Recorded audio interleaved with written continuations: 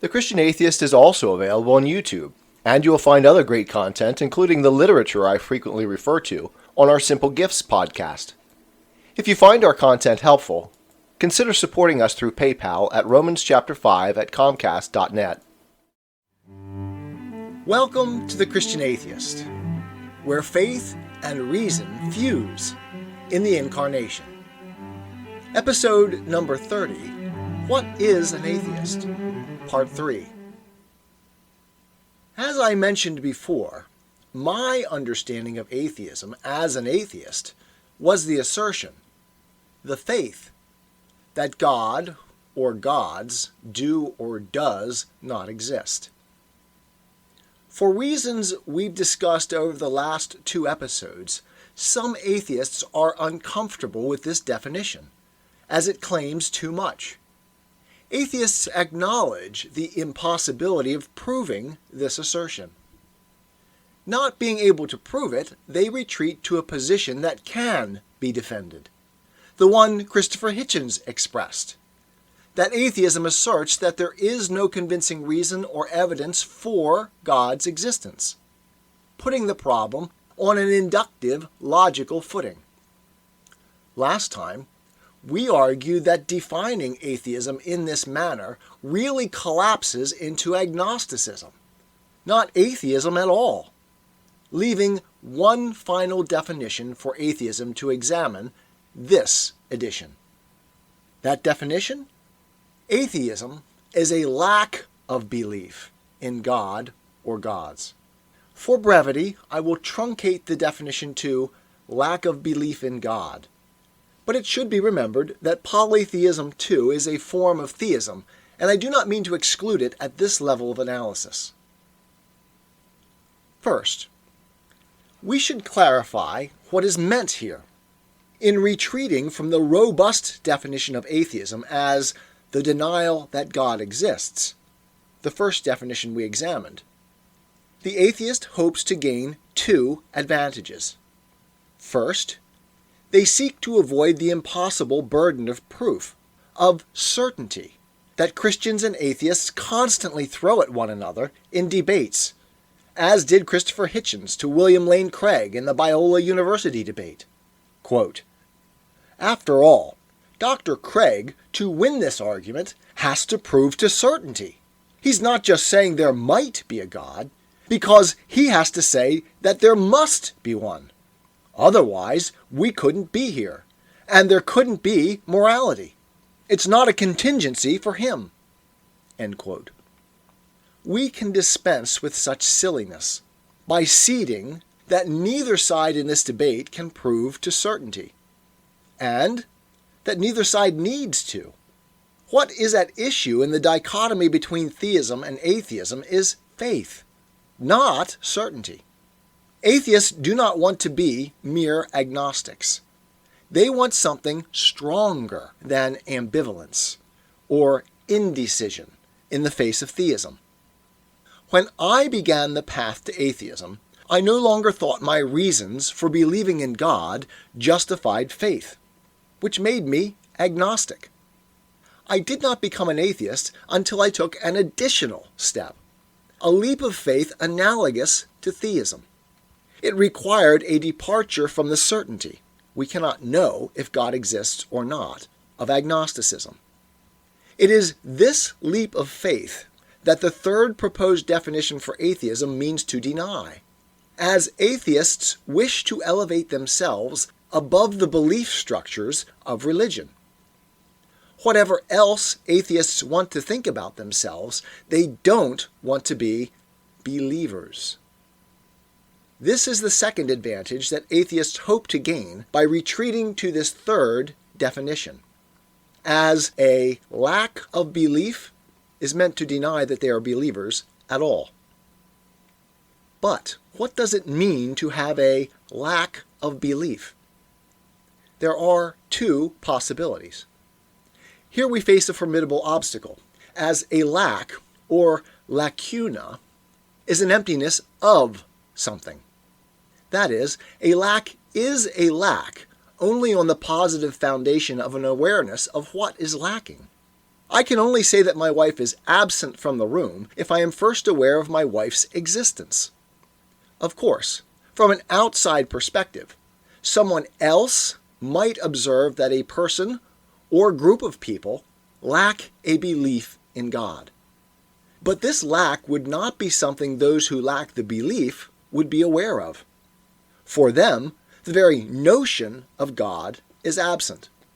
As such, these people neither choose to believe nor not to believe, and they certainly would not call themselves atheist. For them, there was no choice available, which is what this understanding of lack of belief indicates. You can neither believe nor disbelieve in that of which you have no awareness. It would be like asking a medieval intellectual about black holes. Having no notion of what a black hole is, he could neither believe nor disbelieve, nor even be agnostic on the topic. For us, he would lack belief. But in no way could he characterize himself as lacking belief in black holes. What sense, then, does this assertion make for the atheist in our society? The idea of God is not missing from atheist consciousness.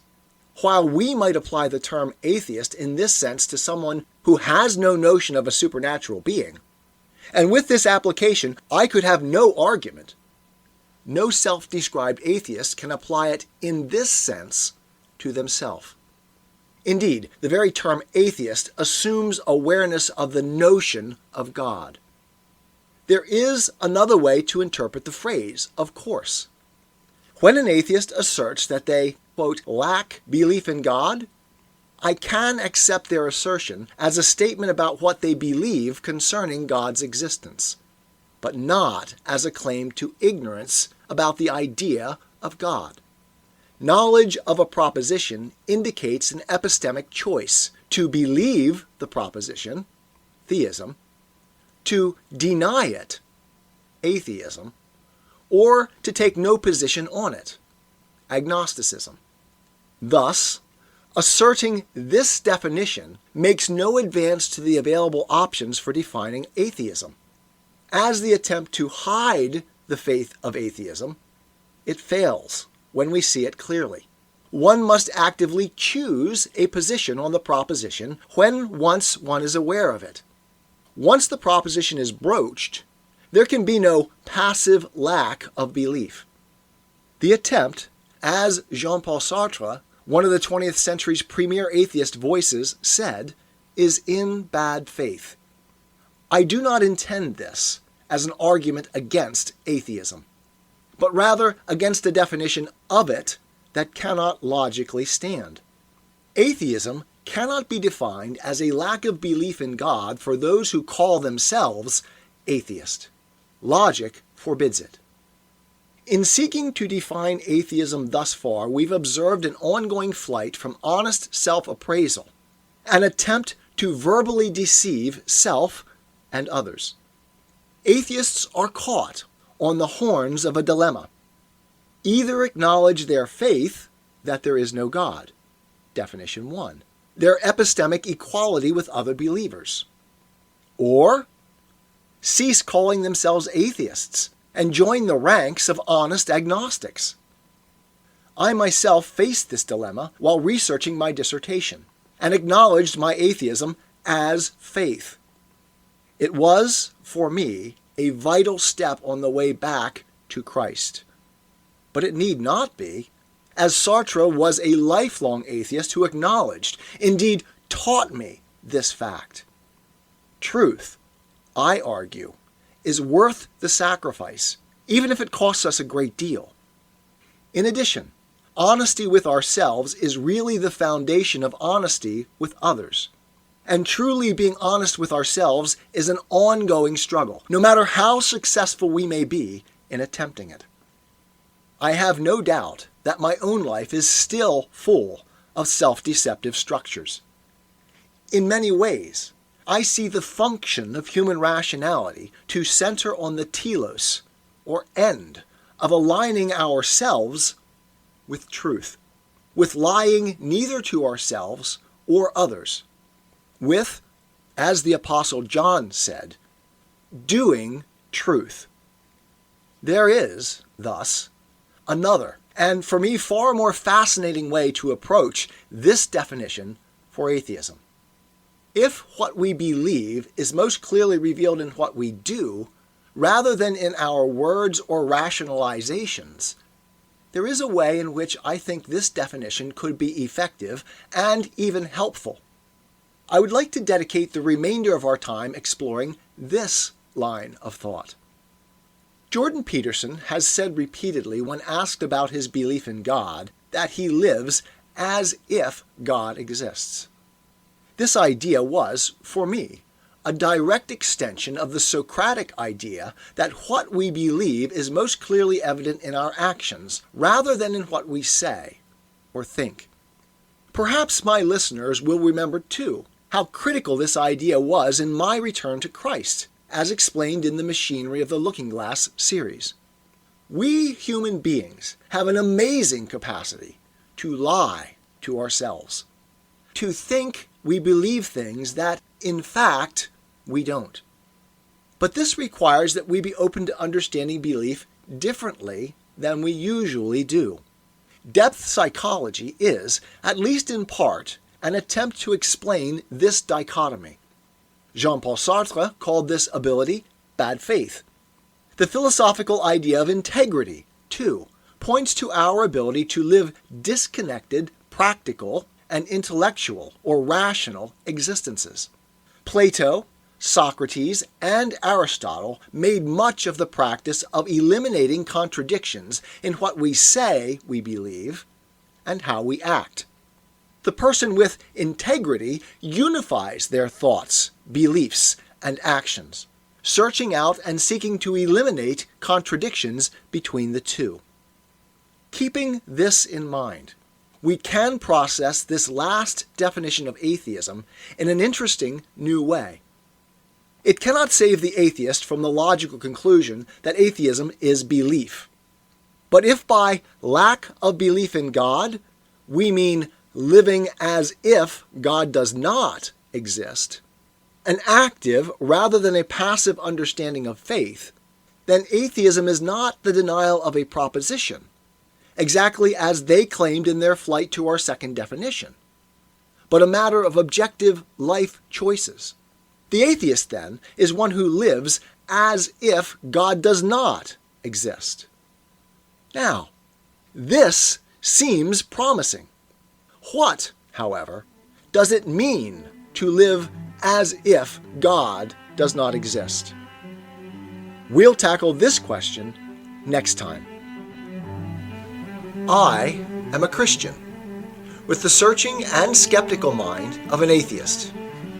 I don't want to believe anything that isn't true. I know both sides of the looking glass, and I know them with open eyes.